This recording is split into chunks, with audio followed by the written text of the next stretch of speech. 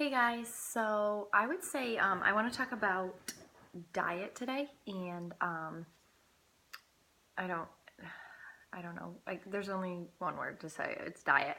I hate that word because I'm not on a diet. I really try to just live a healthy lifestyle, but I want to talk about food.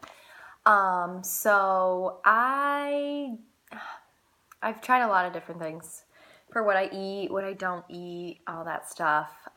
This is like such a huge topic for me. But what I mostly want to focus on today is a book that I am obsessed with lately. I don't know if you guys can see this, if it's going to be backwards for you, but Eat Pretty, Live Well. So I just randomly found this at Target. I think it was like 10, maybe 15 bucks. And what I love about this is it's a guided journal. So guided journals are one of my favorite things because it's a little bit of reading and then you do some journaling in it as well. I'm not always a huge reader. That's something I want to get better at and just kind of have more of in my life. So if this was just a book that I just read through about eating healthy, I probably wouldn't have picked it up. But it's got a little bit of both. You do some reading and then, like I said, you do some journaling. So this really it's kind of the same thing. It's a similar thing to just eating real food. So if you ever have done anything like Whole30, it's kind of similar to that. But what I'm loving about this right now is the food journal. So I'm going to try to show you guys what it talks about. So both pages right here, this is all for one day. I don't know if you can get like a good look on that. So this is both of these pages, both sides of this is what I'd fill out for one day. So first of all, it has you check off the current season, which is kind of cool. And it has like a focus for every season. So obviously it's summer right now. So it says the season of sun defense, hydration, and activity. But like in winter, it says the season of nourishment, rest, and preparation, which I love because it reminds me of a quote I read kind of recently about something like nothing in nature blooms all year round, so don't expect yourself to either. And I really like that, how it allows yourself to give yourself a break. You also fill in a positive affirmation for the day, something you're grateful for, and then your health and beauty goals. So that's kind of cool. And then at the bottom of this first page here, this giant checklist, you check off just things that you've done that are positive today. So like they recommend drinking warm lemon water when you wake up in the morning. If you've eaten one or more servings of greens, seasonal fruit or veggie, have you had a probiotic, have you eaten meals at regular intervals, have you hydrated, and how many glasses of water have you drank. So you just check off the things you've done. And then the second column is self-care essentials. So have you meditated today or had quiet time, deep breathing, physical activity, de-stressing activities, self-love, beauty, sleep.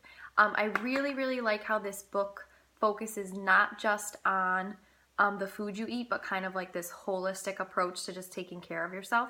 And I also really like how it focuses on the good things you do versus I feel like a lot of any sort of meal plan or diet or whatever you want to call it, anything to do with eating, I feel like it gets so negative so fast, and then we start this whole these guilty feelings when we eat something we shouldn't have or when we eat too much of something, and I feel like it's a total self-sabotage. And I feel like no matter what, no matter if you are on Weight Watchers or no matter what your plan is, I feel like self-sabotage and guilt is like taking over the food industry to the point where like people, especially women, but people like don't want to eat anything and they just feel bad about food all the time.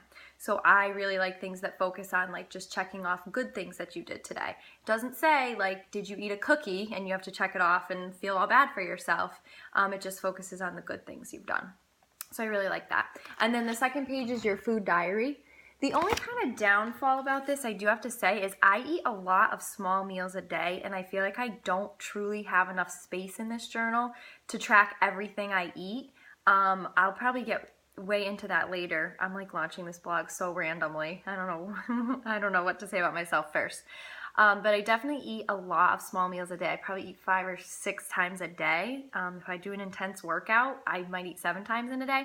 And this really only has breakfast, lunch, dinner, and then a small section for other. So I will say I don't really have enough space to list everything I eat.